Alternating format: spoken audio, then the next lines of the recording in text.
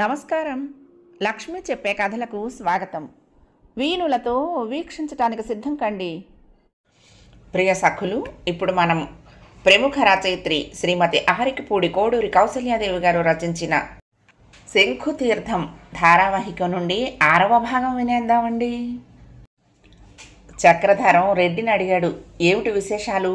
అప్పుడు మేము వెళ్ళాక కొత్తల్లో ఉత్తరాలు రాసేవాడివి, రాను రాను మానేశావు, నువ్వే నన్ను మర్చిపోయావనుకున్నాను అన్నాడు. లేదురా, మా నాన్న పోవటం, బాధ్యత అంతా పైన పడటంతో చిరాకెత్తిపోయాను.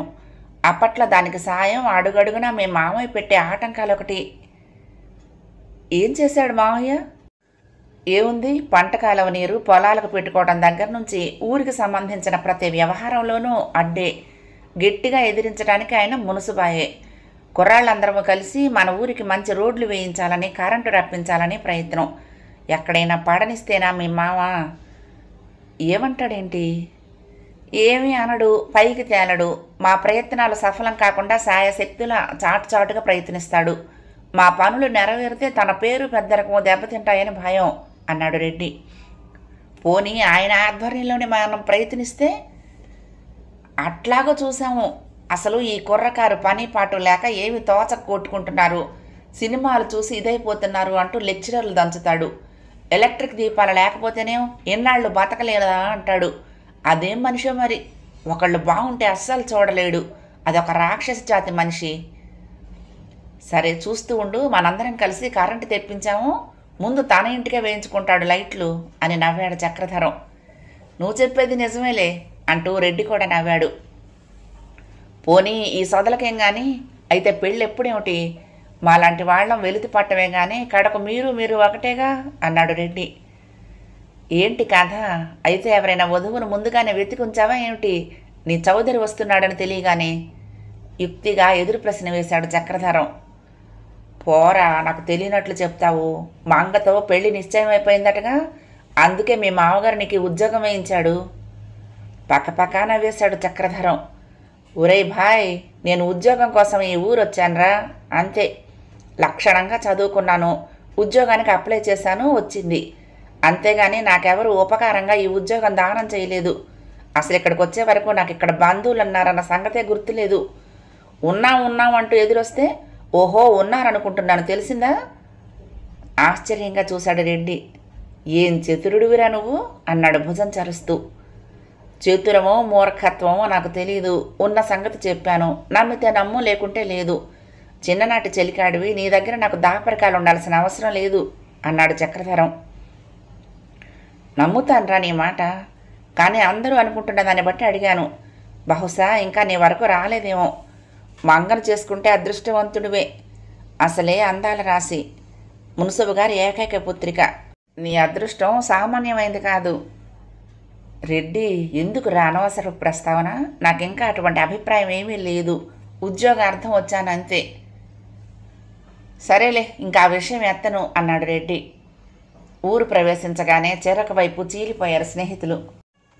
బాగా చీకటి పడింది. అన్ని ఇళ్లలోనూ దీపాలు పెట్టారు. తల ఉంచుకొని గబగబా నడుస్తున్న చక్రధరం. ఎవర్రా అది? చక్రధరం అన్న పిలుపు విని తలెత్తి చూసి ఆగాడు. రచ్చబండ నుండి వస్తున్నాడు రామయ్య దర్జాగా కర్ర ఊపుకుంటూ. 2 దూతలు వెనకే నడుస్తున్నారు. అవును మామయ్య, నేనే అన్నాడు చక్రధరం. నువ్వేలే, ఇంతకీ ఆ వెళ్ళేది ఎవరు? శేషారెడ్డేనా అడిగాడు రామయ్య. అవును మామయ్య. చిన్నప్పటి స్నేహితులు కాబోలు నవ్వాడు చక్రధరం. నీకు తెలియందే ఉంది అంటూ. ఎప్పుడో స్నేహితులైతే కావచ్చు కానీ ఒరే అనుకుంటూ ఇప్పుడు కూడా అవేం పిలుపులు? వాడి బ్రతుకు ఎంత, అంతస్తు ఎంత? పట్టుమని 10 ఎకరాలైనా లేవు, నిన్ను వాడు ఒరే అంటాడా? అడ్డమైన వాడికి అంత అతిచనం ఇవ్వకు అన్నాడు రామయ్య. నిర్ఘాంతపోయాడు చక్రధరం. తాను చెప్పబోయే సమాధానంతోనే అతడు ముందుగా సంభాషణ ప్రారంభించి ముందు కాళ్ళకు బంధం వేస్తున్నాడు.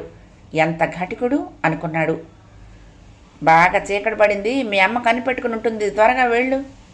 ఒరే వెంకన్న, అల్లుడు గారి కూడా నువ్వు కూడా వెళ్ళు అంటూ చక్రధరాన్ని ఆ మౌన విస్మయాలతోనే వదిలేసి ముందుకు సాగిపోయాడు. వెళ్ళిపోతున్న అతన్ని ఒక్క క్షణం చూసి తల పంకించి వెళ్ళిపోయాడు చక్రధరం. నువ్వెందుకురా నాతో? అక్కర్లేదు, నేనేమి ఆడపిల్లను కాను అన్నాడు కూడా నడుస్తున్న వెంకన్నను విసుగ్గా. పక్కున నవ్వాడు వెంకన్న. అది కాదు బాబూ, అవన్నీ అల్లుడు గోరికి మాంగోరి మర్యాదలు అన్నాడు. నవ్వొచ్చింది చక్రధరానికి. అల్లుడు గోరు మాంగోరు పైకన్నాడు. ఇప్పుడు కొత్తగా ఎక్కడి నుండి వచ్చాను? పుట్టుకతోనే 2 మామల అల్లుడిని. నాకు వేరే పనుంది కానీ నువ్వు వెళ్ళు. చిత్తం అంటూ వెంకన్న వెళ్ళిపోయాడు. ఇంటికి రాగానే లక్ష్మీదేవి అడిగింది, చెప్పా చేయకుండా ఎక్కడికి వెళ్ళిపోయావు అని. చెప్తాను కానీ ఇంకా ఇంట్లో మంగ ఉందా వెళ్ళిపోయిందా? జోళ్ళు విడవకుండానే తగ్గు స్వరంతో రహస్యం మాదిరిగా అడిగాడు. పక్కపక్క నవ్వింది లక్ష్మీదేవి. లేదులే, ఇక జోళ్ళు విడిచి కాళ్ళు కడుక్కునరా. చోద్యం అయితే నువ్వు దాన్ని చూసే పారిపోయావన్నమాట. బొగ్గన వేలు పెట్టి చిత్రంగా చూసింది. చక్రధరం కూడా నవ్వాడు. కాంపౌండరు నర్సు వెళ్ళామని చెప్పమన్నారు. కాసేపు చూశారు నీ కోసం చెప్పింది. వెళ్ళని అమ్మా, పనేం లేదుగా. అన్నం తిని పడుకున్నాక లక్ష్మీదేవి అడిగింది మెల్లగా. వెనక జరిగినవన్నీ మర్చిపోవటం మంచిది. కుటుంబాలన్నాక ఏవో ఉంటూనే ఉంటాయి. ఈ ఉపోద్ఘాతం ఏ విషయానికి ప్రారంభమో తెలియక ఆలోచిస్తూ మౌనంగా చూస్తూ ఉండిపోయాడు చక్రధరం. మంగ అందమైన పిల్ల, బోలెడు ఆస్తి, దానికి తోడు మేనరికం. అమ్మా! ఆవేశంగా లేచి కూర్చున్నాడు చక్రధరం. అమ్మా, నీ మాట వినలేదనుకోకు. జీవితం, ముఖ్యంగా సంసార జీవితం సుఖంగా గడిచిపోవటానికి గుణ సంపద ప్రధానం. బాహ్య రూప సంపద, ఐశ్వర్య సంపదలను చూసి భ్రమసిపోకు. 3 ఏకీభవించటం అదృష్టమే కానీ మొదటిదే ప్రధానం. అది లేని మిగిలిన 2 ప్రాణం లేని కట్టితోనే సమానం. ఇటువంటి ప్రలోభాలకు మనసును లోను కానీయకు. గంగి గోపాలు గిరటిడైనా చాలు అనే సూక్తి నీకు తెలుసుగా అమ్మా అన్నాడు. అది కాదబ్బాయ్, మంగ గూడానికి ఏమొచ్చే? ఆ తల్లి దగ్గర అలా పెరుగుతోంది కానీ మన దగ్గరికి వస్తే మనలాగానే ఉంటుంది. పాపం నువ్వు అట్లా మురుస్తున్నావు కాబోలు. తీరా అంతవరకు వస్తే గానీ తెలీదు. మనం దాన్ని సరిదిద్దుతామో అదే మనల్ని మరమ్మత్తు చేస్తుందో అన్నాడు. నవ్వింది లక్ష్మీదేవి. నీ హాస్యాలకేం లేరా, పిల్ల చందమామలా ఉంది. పోనిద్దు అమ్మా, ఇప్పుడు పెళ్ళికేం తొందర వచ్చింది? ప్రస్తుతం ఉద్యోగానికి వచ్చాను అంతే. అయినా ఈ ఊరు రాగానే నీకు కూడా ఇక్కడ గాలి సోకినట్టుంది. ఆ మాటకొస్తే నాతో అందమైన పిల్లలు ఎందరు చదువుకోలేదు. అసలు హైదరాబాదే అందానికి నిలయం. పాలు, తేనె, వెన్న, గులాబీ రేకులు, సంపంగి పసిమి సమపాళ్లలో రంగరించి ఆ మిశ్రమంతో వాళ్ళ శరీరాలను తయారు చేశాడేమో దైవం అనిపిస్తుంది. అందానికి చెలించేవాడినైతే ఇంతకాలం ఆగనక్కర్లేదు అన్నాడు. ఇప్పుడేమన్నానరా, కాస్త ఆలోచిస్తే నీ సొమ్మేం పోయింది? నిష్ఠూరంగా అంది లక్ష్మీదేవి. ఎప్పుడో ఒకప్పుడు మళ్ళీ మీ మామయ్య మాట అడుగుతాడు. ఉద్యోగంతో పాటు వివాహం కూడా అయితే చూద్దామని నాకు కోరికగా ఉందిరా. తల్లికి కోపం వచ్చిందని గ్రహించిన చక్రధరం బింకం కొంచెం సడలించాడు. సరేలే అమ్మా, ఆలోచిద్దాము, తొందర ఎందుకు? ఏ పనైనా నీ అనుమతితోనేగా నేను చేసేది. లక్ష్మీదేవి మాట్లాడలేదు. చక్రధరం కూడా మరి సంభాషణ పొడిగించలేదు. అశోక వృక్షం కింద సీతాదేవిలా, పొన్న చెట్టు కింద కూర్చున్న వందనాదేవి ముఖమే అతడికి మళ్ళీ మళ్ళీ గుర్తుకొచ్చి మనసును కలిచివేసాగింది. కొంచెం తటపటాయించి చివరికి చూసిన సంగతి చెప్పాడు తల్లికి. ఏమో పాపం ఆ రుక్మిణీ తల్లి ఏమందో ఏమోరా దాన్ని. అమ్మా, నువ్వు కూడా చాలా స్వార్థపరురాల్లాగా మాడిపోవటం నాకు ఆశ్చర్యంగా ఉందమ్మా అన్నాడు. ఏం చేశాను నేను అడిగిందామె. మంగకు తల్లి తండ్రి ఉన్నారు. ఆమెను గురించి నువ్వు ఆలోచించనక్కర్లేదు. ఆమె పుట్టుకతోనే అదృష్టవంతురాలు. వందనాదేవి వంటి దురదృష్టవంతురాలిని అందరూ త్యజించినట్లే నువ్వు త్యజించి తూష్ణీభావం వహిస్తున్నావు కదమ్మా. అంటే అదేమిటో వివరంగా చెప్పరాదు? నీకు వివరించడానికి నాకు ఒకటి తెలుసును కనుకనా. కానీ మంగ కంటే 2 ఏళ్లు పెద్దదైన, తల్లి లేని, తండ్రి ఉండి లేని అమాయక నిర్భాగ్యురాలని గురించి చింత నీకెందుకు కలగటం లేదనేదే నా ప్రశ్న. కొంచెం సేపు మౌనం దాల్చి చివరికి అంది లక్ష్మీదేవి. నష్టజాతకురాలని గురించి ఏమనను, ఏం ఆలోచించను. అన్నీ లోపింప చేయటం కాకుండా ఆ అందం కూడా కరువు చేయాలా దానికి భగవంతుడు. దురదృష్టవంతురాలు అంది. చక్రధరం ఒక్కసారి విసురుగా తల తిప్పి తల్లి మొహంలోకి సూటిగా చూశాడు. గంభీరంగా ఒక నవ్వు నవ్వి లేచి గదిలోకి పోయి పడుకున్నాడు. 7 గంటలకే స్నానాధికాలు ముగించి హాస్పిటల్లో కూర్చున్నాడు చక్రధరం. జనం మందుల కోసం రాసాగారు. పట్నాల్లో అంత రద్దీగా కాకపోయినా అధికంగానే రాసాగారు. కొందరేమో అధికారపూర్వకంగా మందు అడుగుతున్నారు. కొందరు కేవలం కొత్త డాక్టర్ని చూడటానికే వస్తున్నారు. మునుసుపుతో అతని బంధుత్వం తెలిసి పాత పరిచయం ఉంటే గుర్తు చేసి వెళ్ళిపోయిన డాక్టర్ గుణగణాలో లేక అతనిలోని లోపాలో కాసేపు ఏకరువు పెట్టి వెళ్ళిపోయారు. మరికొందరు హైదరాబాద్ విశేషాలు, వైద్య విద్యాభ్యాసంలో గల కష్టసుఖాలు తరచి తరచి అడిగి తమ కుమారుల్ని కూడా చదువు చదివించాలని ఉందనే అభిప్రాయం వెలిబుచ్చుతూ వెళ్ళిపోయారు. ఒంట్లో బాగున్నది కాదు, కొంచెం మందు ఏమైనా ఇవ్వండి బాబు అన్నాడు ఒకతను. బాగుండలేదంటే అదేమిటో వివరంగా చెప్పాలి అన్నాడు చక్రధరం. చెప్పడానికి ఏముంది బాబు, మడిసి కొంట బాగుండకపోతే ఏటు ఉంటుంది, ఏదో కాస్తంత ముందు బాబు, సప్పున పొలం వెళ్ళాలి, ఏళ్ళ మించిపోతుంది. అతడి చేత అసలు సంగతి కక్కించి మందిచ్చి పంపేసరికి 20 నిమిషాలు పట్టింది. బాబు, నా కోడలికి ఒకటే దగ్గు ఆయాసం, కూలి పనికి పోలేకుండా ఉంది, కొంచెం ముందో మాత్రం ఇప్పిద్దరు, ఒక ముసలామె కోరిక. ఏది ఆ మనిషిని తీసుకురా చూడాలి అన్నాడు. విడ్డూరంగా చూసిందామె వినరాని విషయం మీద విన్నట్టు. ఆడపిల్ల, వయసు కుర్రది, దాన్నేడు సొత్తారు బాబు మీరు, చెప్పాగా దగ్గు ఆయాసం అని, అది తగ్గే మంది ఏదో ఇయ్యండి అంది. ఇక మాట్లాడటానికి చక్రధారానికి భయం వేసింది. ఆమెతో మాట్లాడమని నర్సుకు చెప్పాడు. అతి ప్రయాసపడి అరగంట చర్చించాక కడకు కోడలితో పాటు కొడుకును కూడా తీసుకుని వచ్చింది ఆ ముసలమ్మ. దగ్గరుండి పరీక్ష చేయించి మందు తీసుకుని వెళ్ళిపోయారు. చక్రధరం తేలిగ్గా ఊపిరి పీల్చుకున్నాడు. ఓ అమ్మాయి వచ్చింది. ఆమె తనకేదో అనారోగ్యం అంటూ చెప్పుకొచ్చింది. అంతా విన్న చక్రధరం ఏదో మందు రాసివగా కాంపౌండర్ కలిపి తెచ్చిచ్చాడు. ఆమె సీసాను డాక్టర్ని మార్చి మార్చి చూసింది. ఆ మెళ్ళోది పెట్టి చూడందే మీకు జబ్బెట్లా తెలిసిపోయింది అంది డాక్టర్ మెళ్ళో స్టెథిస్కోప్ చూస్తూ. నవ్వాడు చక్రధరం. ప్రతిదానికి దాంతో పరీక్షించక్కర్లేదు అన్నాడు. ఆమెకు సంతృప్తిగా లేదా సమాధానం. ఓ ఇంజెక్షన్ చేస్తే తగ్గుతుంది కానీ ఈ రంగు నీళ్ళకేం తగ్గుతుంది అంది సీసాను నీరసనగా చూస్తూ. భగవంతుడా, లోలోన నిట్టూర్చాడు చక్రధరం. అసలు ఆమెకు కావలసింది మందో లేక ఇంజెక్షన్ మీద ప్రేమో ఆసుపత్రి మీద మోజో అర్థం కాలేదు చక్రధరానికి. 2 రోజులు ఈ మందు వాడి చూడండి, తగ్గకపోతే ఇంజెక్షన్ ఇస్తాను అన్నాడు పైకి. ఆమె అయిష్టంగానే కదిలింది. మరొక ఆమె అజీర్ణ రోగం ఉన్న ఏడాదిలోపు పసిబిడ్డను తీసుకొచ్చింది. పరీక్షించి ఇంజెక్షన్ చేయబోతున్న చక్రధరానికి కంగారుగా అడ్డొచ్చి ఆపేసింది తల్లి. విస్తుపోయి చూశాడు చక్రధరం. ఇంత పసిగుడ్డుకు సూది మందేస్తే చచ్చిపోదు ఇంకా నాయం అంటూ బిడ్డకేదో మహాగండం గడిచినట్లు లేవదీసి గుండెలకు హత్తుకుంది. అప్పటికి బాగా పొద్దెక్కింది కూడా. 10 గంటల సమయమైంది. రకరకాల మనుషులతో వేగిపోయి ఉన్న చక్రధరానికి విసుగు కోపము పెనవేసుకొచ్చాయి. అయినా బలవంతంగా ఆ ఆవేశాలను అణుచుకున్నాడు. వైద్య వృత్తికి ఓర్పు నిదానము ప్రధానం. ఆవేశం పరమశత్రువు అనే ప్రాథమిక సూత్రం ఆ వైద్య విద్యతో పాటే అడుగడుగునా నేర్చుకుని ఉండటం వలన కోపం వచ్చినట్లుగానే దానంతటదే సమసిపోసాగింది. అప్పుడే పుట్టిన కళ్ళు విప్పని పసికందుకు కూడా చేస్తాం ఇంజెక్షన్లు, పర్వాలేదు అని నచ్చ చెప్పబోయాడు. చాలు బాబు, మీరు కొత్తగా నేర్చుకుని వచ్చినట్టున్నారు, చిన్నతనం, పసిపాపల సంగతి తెలీదు. పోనీలే బాబు, దానికేం కానీ కొంచెం మందు నీళ్లు పోయండి, వెళ్ళిపోతాను అంది. చక్రధరానికి నవ్వాలో ఏడవాలో తెలియలేదు. తనకు చిన్నతనము అనుభవం లేదు, కొత్తగా వచ్చాడు. అందుకని సానుభూతి చూపి కర్తవ్యం బోధిస్తుంది. ఎంత అందంగా ఉంది వ్యవహారం. ఏం చేయటం? ఇంజెక్షన్ చేయకపోతే ఆ పసిపిల్ల ఆజీర్ణ రోగం ముదిరి చచ్చూరుకుంటుంది. వేస్తే తనను సాధారణంగా వదలదా తల్లి. కొత్తగా వచ్చిన తాను ప్రజల మధ్య సుహృద్భావం సృష్టించుకోవటం కూడా అవసరమే మరి. దాని కారణాల వలన పాపపుణ్యాలు ఎరగని ఆ పసిబాల బలైపోవటమే. విద్యుక్త నిర్వహణ సంగతి అట్లా ఉంచి అసలు తనలోని మానవత్వం ఆ ఘోరాన్ని ఎలా సహించగలదు? కడకు ఉపాయం తట్టింది. సరే, ఇంజెక్షన్ వద్దు, మందిస్తాను, ఏది జాగ్రత్తగా పరీక్షించని బల్లపై పరుండ చేసి పరీక్షిస్తూ, కాంపౌండర్ కార్బోనేట్ మిక్చర్ కలిపి సీసాతో ఇయ్యి అని చెప్పి వెళ్ళి తీసుకోమ్మా అన్నాడు. ఆమె అటు వెళ్ళగానే ఇటు పిల్లను నర్సును పట్టుకోమని ఇంజెక్షన్ చేసేశాడు.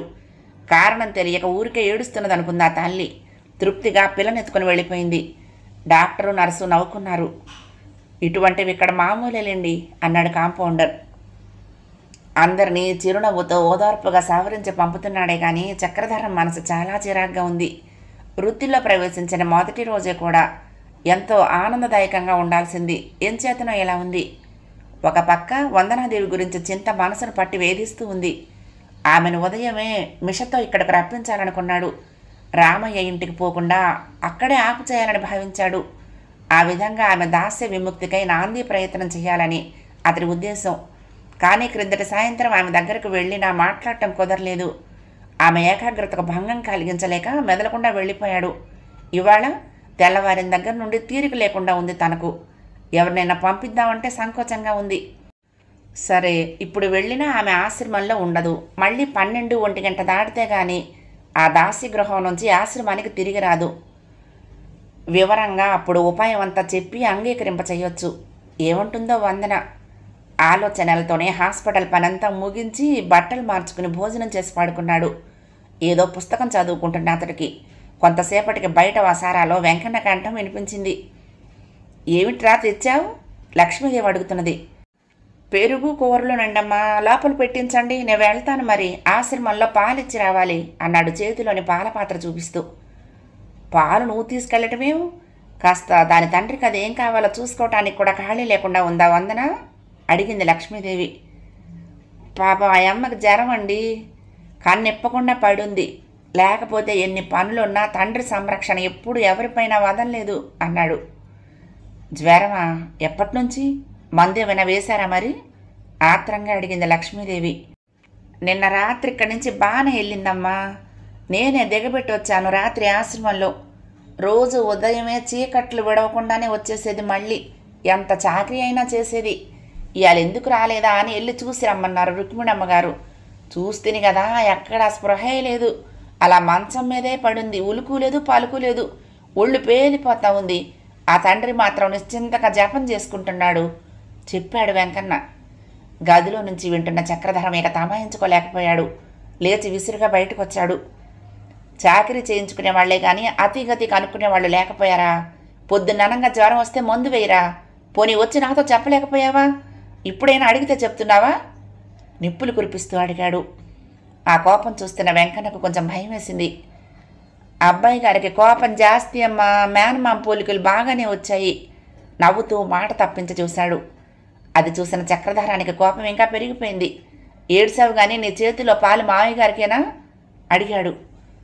అవును బాబు, బెదురుతోనే సమాధానం చెప్పాడు. మరి అమ్మాయికేం తీసుకెళ్తున్నావు? నేనేం తీసుకెళ్తాను బాబు, రుక్మిణమ్మ గారు ఏమీ ఇవ్వలేదు. మరి ఆరెలా చెబితే అలా ఇనే కూలోనేగా అన్నాడు. సరే నువ్వు వెళ్ళు అంటూ వాణ్ణి పంపేసింది లక్ష్మీదేవి. అటువంటి వాళ్లతో మాట్లాడిన కొద్దీ కొడుకు కోపం ఎంత అధికమవుతుందో ఆమెకు తెలుసు.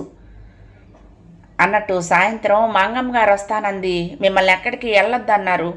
పోతూ పోతూ వీధి గుమ్మలో నుంచి అనేసి చక్కపోయాడు.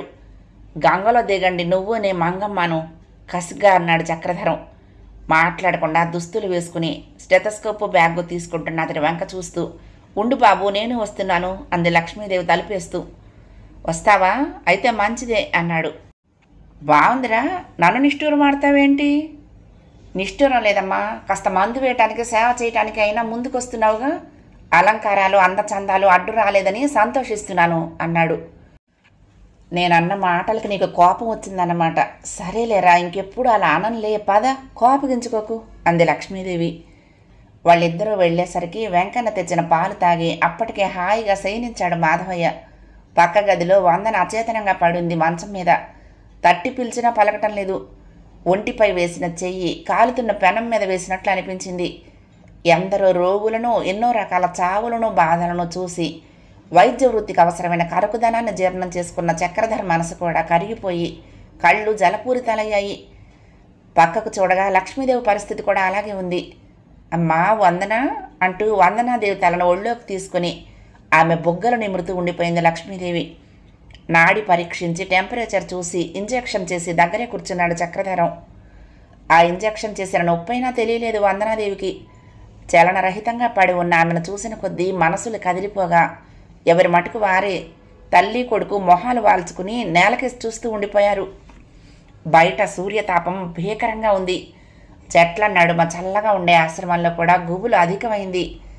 తమకు రోజు నీరు మేత పడవేసే చెలికత్తె ఆ రోజు కనిపించకనేమో. వెలుపల పక్షుల గోల అధికమైంది. నిశ్శబ్దంగా ఉండి మనుషుల జాడలేకనేమో 2-3 ఉడతలు పరుగులు పెడుతూ గదిలోకి వచ్చేశాయి. కానీ మోగగా కూర్చున్న మనుషుల్ని చూసి బెదిరిపోయి ఒక్క క్షణం ఆగి చూసి మనుషులో బొమ్మలో తేల్చుకుని బయటకు పారిపోయాయి. వందనాదేవిని చూసుకోవటానికి వచ్చాయేమో అనిపించింది చక్రధారానికి. కాసేపటికి దివాకరుడు తన ప్రభావం ప్రదర్శించి అలసిపోయినట్లున్నాడు. ఇక తిరుగుముఖం పట్టాడు. క్రమంగా తాపం బాధ తగ్గసాగాయి. సోలిపోయిన చెట్లు తేలిగ్గా ఊపిరి పీల్చుకోసాగాయి. చౌదరి పిలుపు విని లక్ష్మీదేవి చక్రధరం కూడా ఉలిక్కిపడి తలెత్తి చూశారు. గుమ్మంలో శేషారెడ్డి నిల్చుని ఉన్నాడు. ఇంటికెళ్ళాను, నువ్వు ఇక్కడున్నావని తెలిసి వచ్చాను అన్నాడు. అప్పటికి 3 గంటల సేపు అలా కాలగమనం గమనించక కూర్చున్న ఇద్దరూ 4 దాటిందని గమనించారు. రావయ్య రెడ్డి, కూర్చో, చాలా రోజులకు చూశాను అంది లక్ష్మీదేవి మెల్లగా. నమస్కారం పెట్టి వచ్చి దగ్గరగా నేలపైన కూర్చున్నాడు రెడ్డి, వందనాదేవి పాదాల వైపు. మంచం మీదనే కూర్చున్న చక్రధరం కూడా మెల్లిగా లేచొచ్చి రెడ్డి పక్కన చతికిలబడ్డాడు. వందనకు జ్వరం ఎప్పుడొచ్చిందో తెలీదు, మధ్యాహ్నం తెలిసి వచ్చాము అమ్మ నేను. ఇంజెక్షన్ చేశాను, ఇంకా తీవ్రత తగ్గలేదు అన్నాడు రెడ్డితో. బరువుగా నిట్టూర్చి ఒకసారి ఆమె శయ్య వైపు చూసి మొహం తిప్పేసుకున్నాడు రెడ్డి. పోన్లే, నాకైతే విచారం లేదు, ఈ విధంగానైనా ఒకరోజు విశ్రాంతి దొరికిందేమో ఆమెకు అన్నాడు మెల్లిగా. వందనాదేవి దీన జీవితం సంగతి ఊర్లో అందరికీ తెలిసిందే.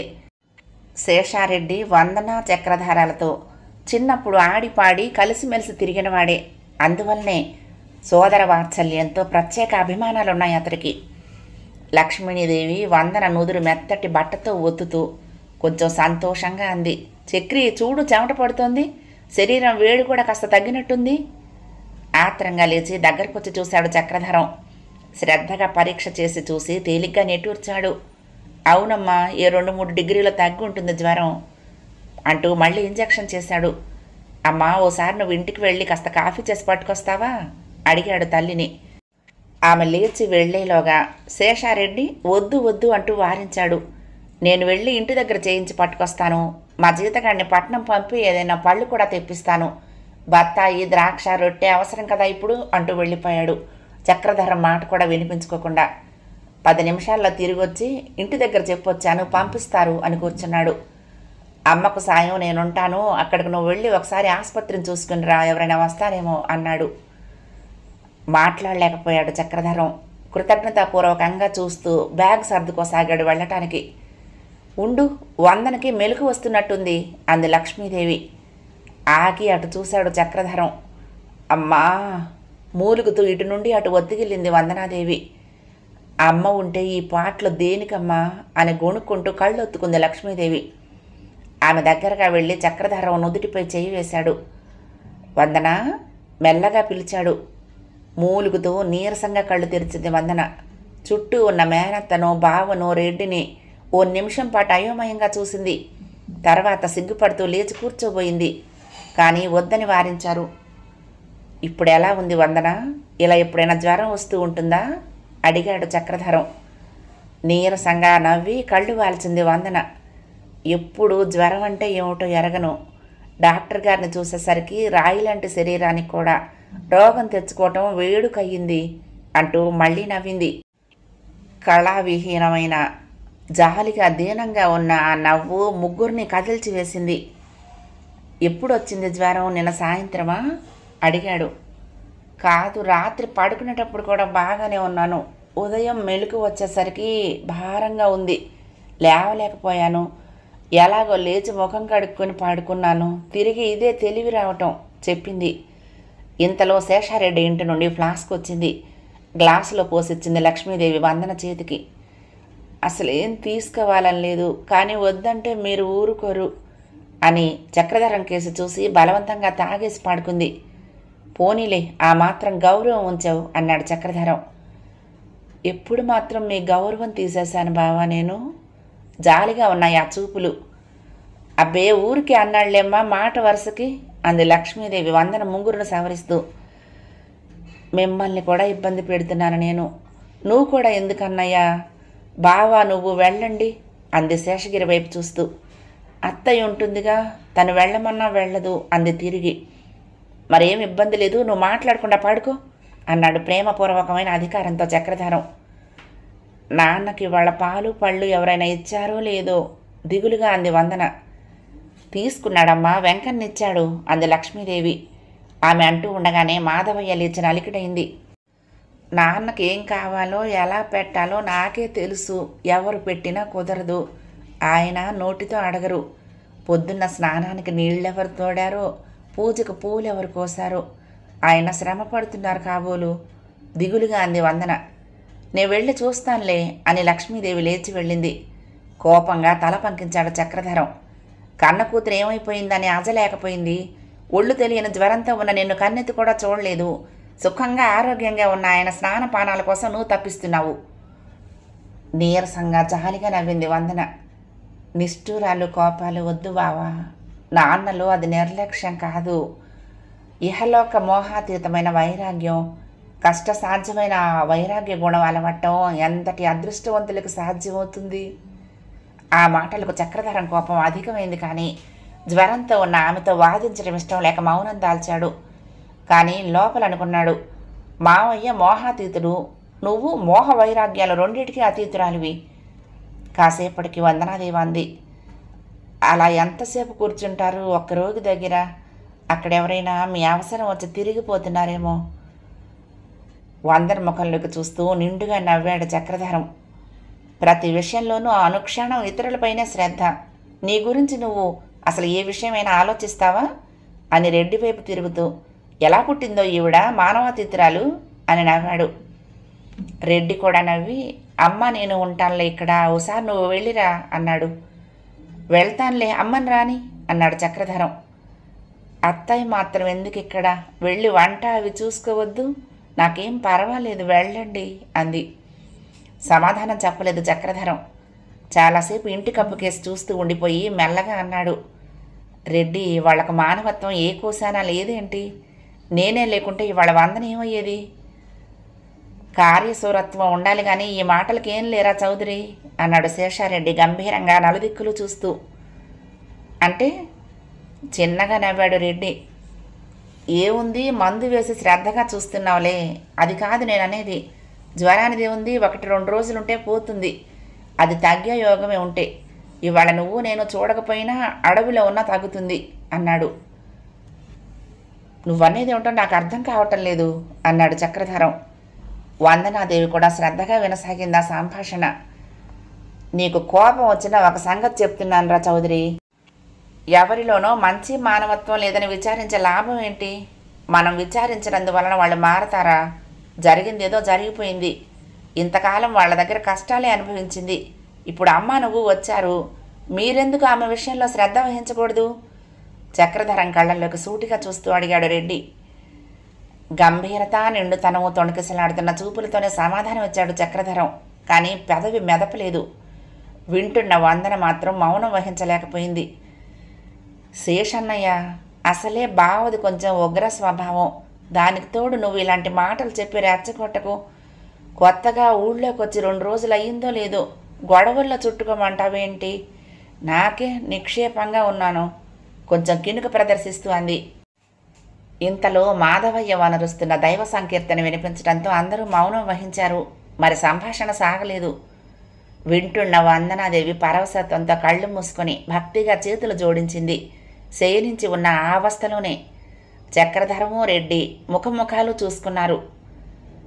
కళ్ళెదుట సజీవంగా ఉన్న మానవులకు అవసరమైన సేవ చేయకుండా ఆ విగ్రహాలను కీర్తించి సేవ చేస్తే ముక్తి మోక్షము దక్కుతాయా?